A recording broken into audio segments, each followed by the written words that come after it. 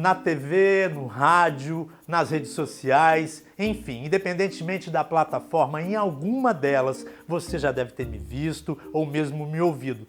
Afinal de contas, são mais de 30 anos de militância, trabalhando no jornalismo, principalmente aqui no Espírito Santo. Só que nem todo mundo sabe que além da faculdade de jornalismo, eu cursei outra graduação, que foi a de letras português. Tamanha é a minha paixão pela língua portuguesa. E durante toda a minha trajetória profissional, eu sempre me atentei aos erros, aos chamados desvios linguísticos praticados, cometidos pelos entrevistados, por colegas de profissão, por pessoas na rua, enfim. Sempre a gente observa isso, Afinal de contas, todos estamos sujeitos a erros, todos estamos sujeitos a desvios. Por isso é que eu resolvi criar esse canal para tentar exatamente compartilhar o pouco que eu consegui aprender nesse período e ainda aprendo. Afinal de contas, o aprendizado é constante e nunca para.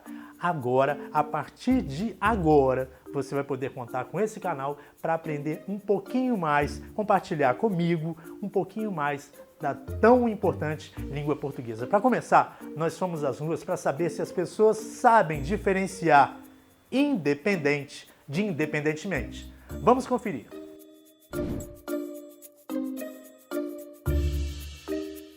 A senhora sabe a diferença entre independente e independentemente? Acho que sim. Como? Qual é? Independente? É que você não depende de nada. Errou! Independentemente. Independentemente? Ai, não sei explicar não. Sei que é diferente, né? Complicou. Complicou um pouquinho. A diferença entre independente e independentemente? Não. Faz ideia? Rapaz, agora sim não. Independente das coisas que... Independente das coisas que você faz. Sabia não? Independentemente é o que você não pode fazer, creio eu. Você é o bichão mesmo, hein, doido? Pois é, como a gente pôde observar, é uma duvidazinha cruel, não é, gente? Mas olha só, o fato é que independente é adjetivo. A mulher tem se tornado cada vez mais independente. O trabalhador tem se tornado cada vez mais independente do empregador. Esses são dois exemplos usando o independente como adjetivo. Agora eu vou usar um usando independentemente, que no caso é um advérbio. Gosto da língua portuguesa independentemente da necessidade de estudar para algum concurso. Percebeu a diferença? Independente, adjetivo. Independentemente é que é o advérbio. Pronto, estamos ambientados.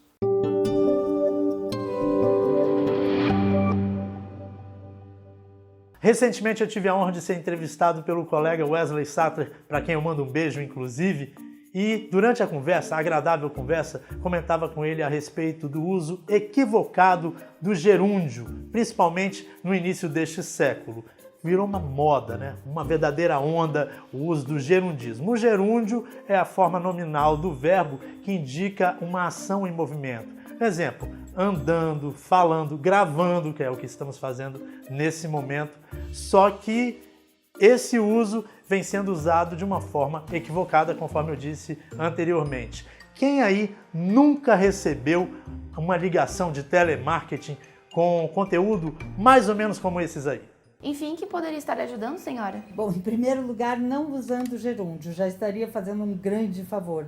Se você não sabe o que é, vá pesquisar.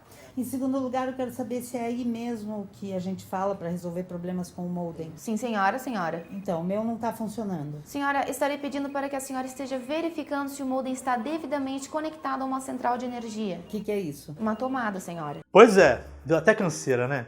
Pior que, além de muito chato, esse gerundismo está longe de fazer parte da norma culta da língua portuguesa. Não dá, por exemplo, para um candidato num concurso escrever eu estarei sugerindo, eu estarei opinando. De jeito nenhum. Isso não faz parte da língua portuguesa, não faz parte da norma culta da língua portuguesa. O ideal, no caso, é dizer eu sugerirei, eu falarei, eu andarei, nada de eu estarei sugerindo, eu estarei andando, eu estarei pedindo, eu estarei solicitando. O máximo que dá para usar é você usar um verbo auxiliar, no caso eu vou sugerir, eu vou falar, eu vou andar. Mas o ideal é não usar esse gerundismo exagerado. Gerúndio você só usa quando você estiver fazendo a ação. Por exemplo, eu estou gravando o programa agora, eu estou me alimentando agora, estou saindo de casa agora. Pronto, estamos ambientados.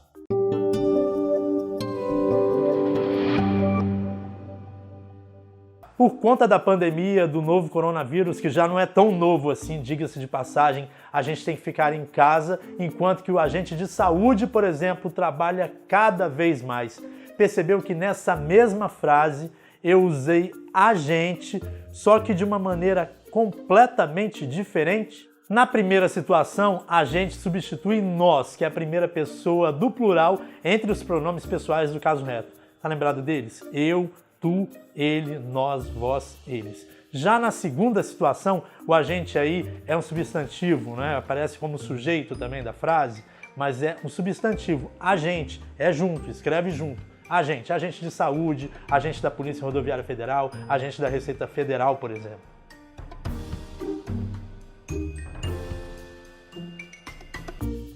A gente vai à praia. Como é que escreve esse agente? Ixi, Maria.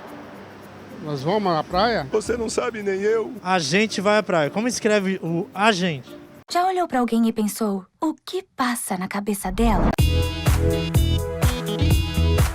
Não sei. Não sei te falar. O agente de saúde trabalhou muito. Como é que escreve esse agente? Separado. Ou junto? Separado. Junto? Que coisa absurda. Junto? Ou separado? Separado. Agente, como sujeito da frase, se escreve exatamente assim, separado. Agente. Já o agente substantivo, ou mesmo sujeito numa oração, como no caso um agente de saúde, agente rodoviário, enfim, agente da Receita Federal, é junto. Agente. É assim. Portanto, não tem mais erro. Agente, quando substitui nós, escreve assim, separado, agente. E agente como substantivo, ou mesmo como sujeito numa frase, é um agente junto. Pronto, estamos ambientados.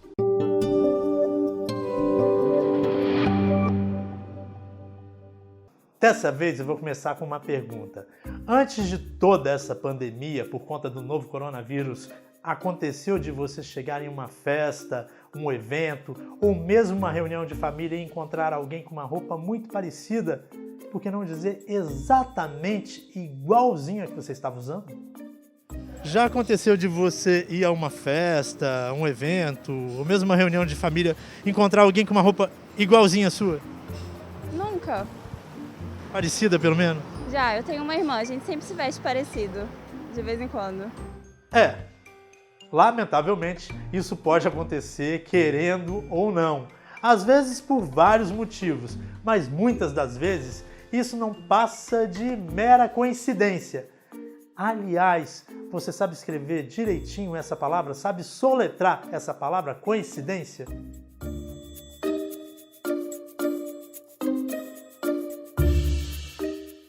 Como é que escreve isso, coincidência? C-O-E-N, C-I, Ixi, Maria. D. A propósito, você sabe escrever coincidência? Não, na de cabeça não sei. Que coisa absurda. A pronúncia correta, portanto, é coincidência. A grafia C-O-I-N-C-I-D-E, circunflexo N-C-I-A.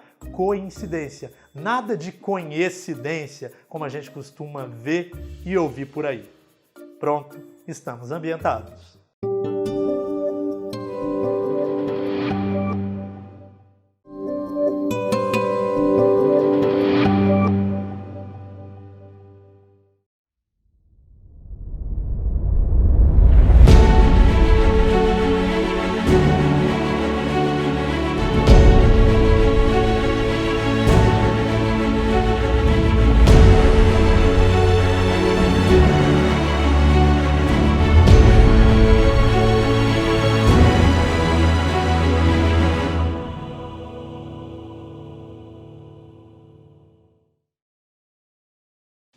Comprocard, uma empresa de referência no mercado capixaba de cartões de benefícios.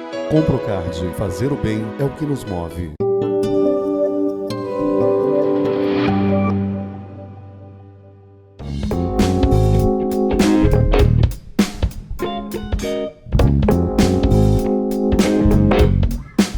O Espírito Santo modo avião continua seu passeio aéreo. Desta vez, seguimos para Vila Velha. A viagem começa na Terceira Ponte, início da rodovia ES 060, mais conhecida como Rodovia do Sol, que liga a capital capixaba ao sul do estado, passando pelo litoral. Uma rota alternativa à BR-101.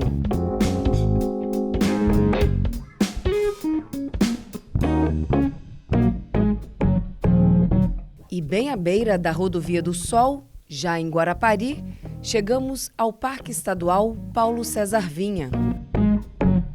O local é composto por uma vegetação de restinga, lagoas e dunas.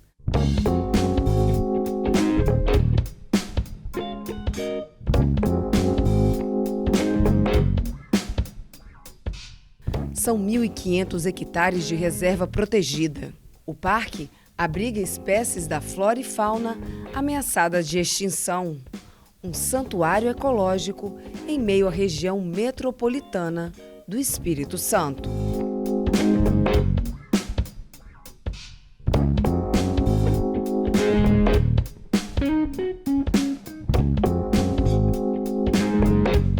Aqui tem a famosa Lagoa de Caraís. Para chegar até ela, é preciso fazer uma trilha de aproximadamente 2 quilômetros. A lagoa desemboca na praia que leva o mesmo nome e fica ao lado do único costão rochoso do parque.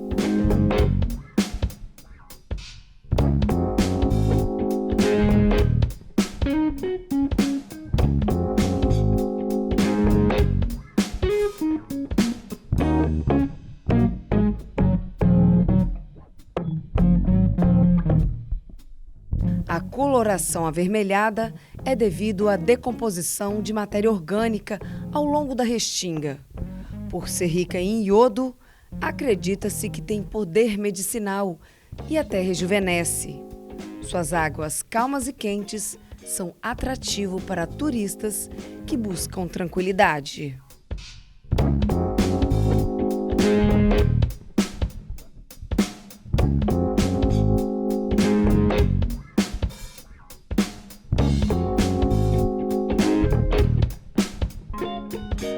Seguindo pelo litoral sul, passamos pela praia de Setiba.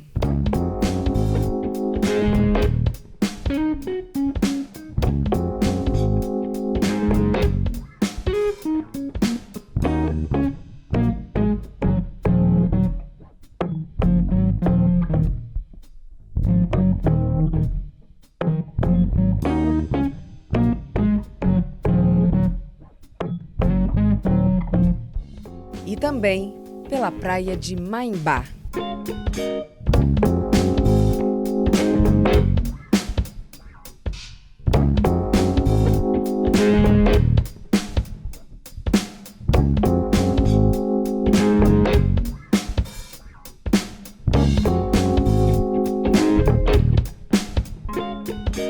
E chegamos à sede de Anchieta, um município histórico e tranquilo que respira cultura e fé.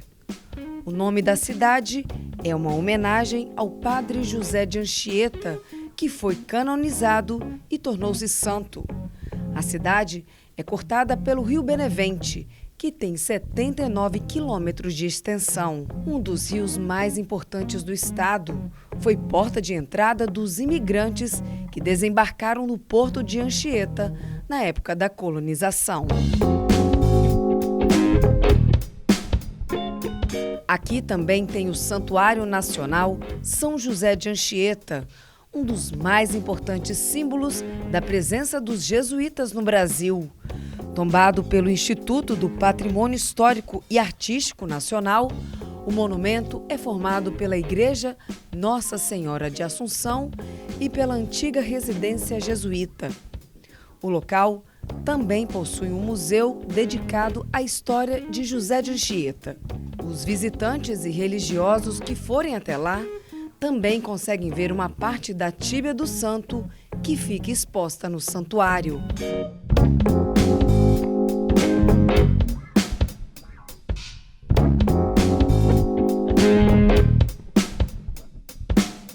O Espírito Santo Modo Avião vai ficando por aqui. TV Ambiental, a TV que te reconecta.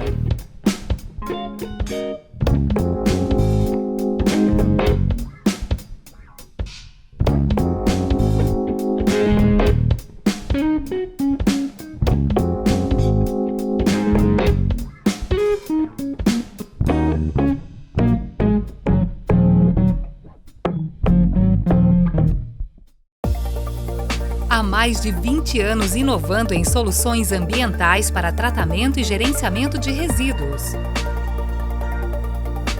Vitória Ambiental. Proteger o meio ambiente é o nosso compromisso.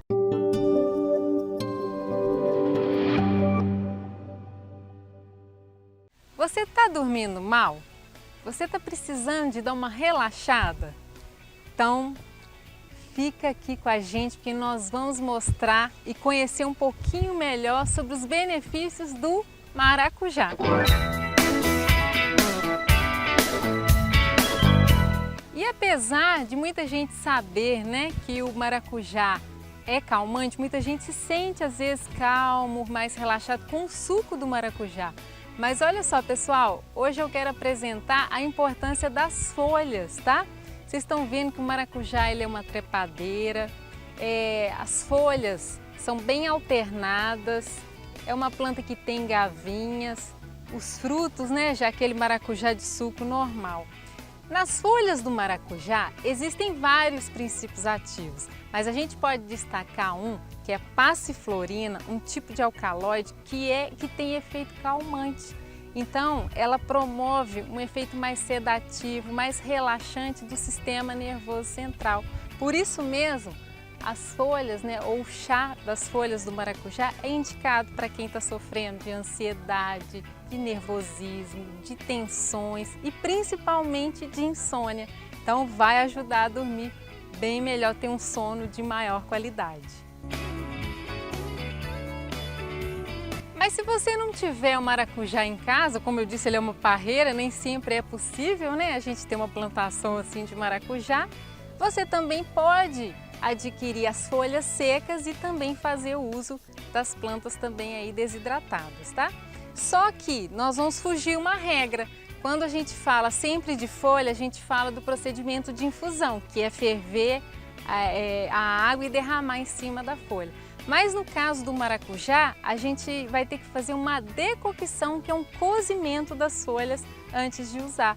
Por que é importante, pessoal? Porque quando eu cozinho a folha, eu vou desativar um tipo de glicosídeo presente aqui, que se consumido, né, em tempos muito prolongados, ele pode gerar aí alguma intoxicação no organismo. Por isso mesmo que é conveniente fazer o chá cozinhando aí as folhas, tá? E uma medida simples, se você estiver utilizando a planta desidratada, 1 xícara de água quente para 1 colher de sobremesa da planta seca. Se for a planta verde, você vai utilizar 1 xícara de água fervente para cozinhar a folha com 1 colher de sopa da plantinha fresca.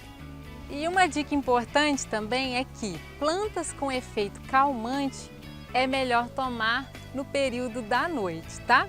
Tem também as pessoas que às vezes têm que ter mais cuidado, quem tem pressão baixa, as gestantes, praticamente não devem estar utilizando também aí as folhas do maracujá.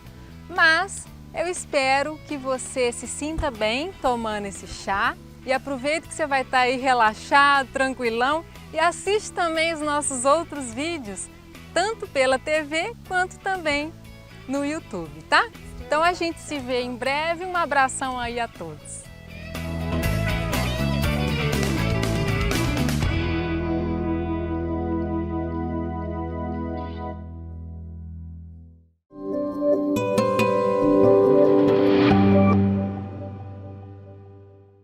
Um celular, um eletrodoméstico, até mesmo um móvel.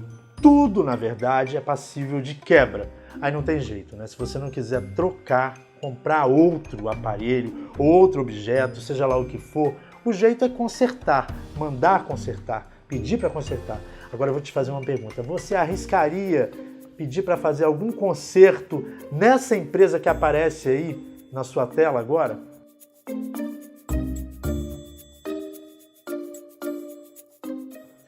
Eu acho que não, né? Até porque a gente pode observar que o primeiro conserto que deveria ser feito aí, claro que nós não estamos julgando a qualidade do serviço que é prestado nessa empresa, mas eu acho que o primeiro, na verdade eu tenho certeza, o primeiro conserto que deveria ser feito aí nessa empresa seria na fachada. Afinal, gente, conserto no sentido de reparar, de corrigir, é com S. É assim, conserto é com S. O mesmo vale para o verbo consertar em suas mais variadas conjugações, como no presente do indicativo, por exemplo. Eu conserto, tu consertas, ele conserta. Nós consertamos, vós consertais, eles consertam. Tudo com a letra S. O único conserto com C entre o N e o E é esse aí que você está vendo agora.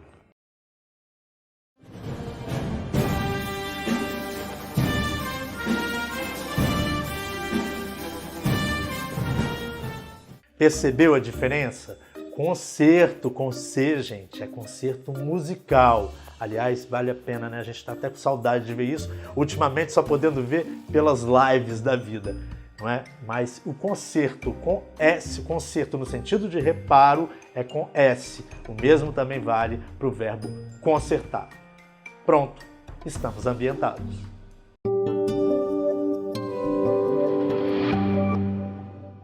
Olá! Desde criança, no início da nossa vida escolar, a gente aprende que verbo indica uma ação em movimento. Agora, o mais complicado é a gente flexionar essa bendita palavrinha nos mais variados tempos, como presente, passado ou pretérito e futuro, por exemplo.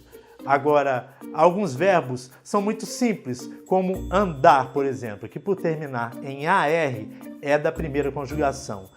A conjugação do verbo andar no presente do indicativo, por exemplo, não tem muita dificuldade. Eu ando, tu andas, ele anda. Nós andamos, vós andais, eles andam. Essas terminações aí são basicamente iguais para todos os verbos da primeira conjugação. O mais complicado, que complica mais um pouquinho, é quando se tratam dos verbos no modo subjuntivo. O verbo ver, por exemplo, é um dos mais complicadinhos.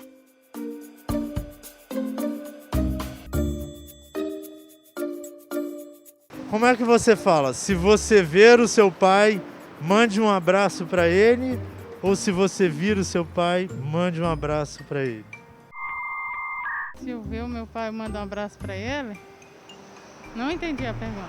Ixi, Maria. Marcelo, se você ver o seu pai, manda um abraço para ele, ou Marcelo, se você vir o seu pai, mande um abraço para ele. Que viagem é essa, velho? Marcelo, se você ver o seu pai, mande um abraço para ele. Sabia não? Marcelo, se você vir a sua mãe, mande um abraço para ela, ou Marcelo, se você ver a sua mãe, mande um abraço para ela. Ué, é a mesma coisa. Que loucura. Não é não? Como é que você diria para mim? Marcelo, se você vir a sua mãe, mande um abraço para ela, ou Marcelo, se você ver a sua mãe, mande um abraço para ela. Se você ver a sua mãe, manda um abraço para ela. Empolgante. Pois é, gente, estranho, né? Pode até soar um tanto esquisito, mas é exatamente assim. A conjugação do verbo ver no futuro do subjuntivo é exatamente essa. Quando eu vir, quando tu vires, quando ele vir. Quando nós virmos, quando vós virdes, quando eles virem. Portanto, não tem mais dúvida. Pronto, estamos ambientados.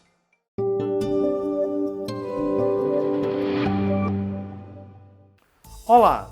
Desde o início da pandemia do novo coronavírus, uma série de eventos nas mais diversas áreas têm sido cancelados e até mesmo adiados. A própria Olimpíada do Japão, inclusive, foi adiada para 2021. Aqui no Brasil não tem sido diferente. Uma das dúvidas, inclusive, é se nesse ano teremos eleições para a escolha de prefeitos e vereadores. Agora, caso haja essa eleição, esses eleitos vão cumprir um mandado ou um mandato? O prefeito, o vereador, o presidente cumprem um quê? Mandato. Um TO? TO. Está certo disso? Certa resposta. Pois é, na verdade, ocupante de cargo eletivo cumpre um mandato com TO. Quem cumpre mandado com DO é oficial de justiça ou mesmo a polícia depois de uma decisão tomada pela justiça, depois de um mandado expedido pela justiça. O oficial de justiça cumpriu o mandado de reintegração de posse da área ocupada pelos manifestantes. Durante a operação, os policiais cumpriram 20 mandados de busca, apreensão e de prisão determinados pela justiça. Mandado também é o particípio do verbo mandar. Por exemplo, se soubesse que o serviço ficaria tão bem feito, teria mandado a empresa executá-lo há mais tempo.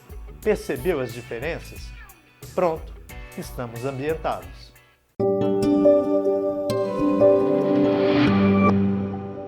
Desta vez, a princípio, eu vou começar explicando exatamente o significado desta expressão que eu acabei de usar. Você sabe o que significa a princípio? Quer dizer que... Rapaz, não sei. Início de qualquer coisa. Para mim seja isso. A princípio é o mesmo que num primeiro momento. A princípio, o programa está previsto para o meio-dia. A duração da live da cantora, a princípio, será de 2 horas. Por falar nisso, a princípio faz lembrar outra expressão muito parecida, em princípio. Também não sei. Eu vou ficar te devendo essa também. Não sei não. Em princípio é o mesmo que em tese, na teoria. Em princípio, todos somos iguais perante a lei. Pelo menos em princípio, todos estamos abertos às inovações tecnológicas. Portanto, em princípio significa em tese, na teoria, já a princípio é o mesmo que num primeiro momento. Pronto, estamos ambientados.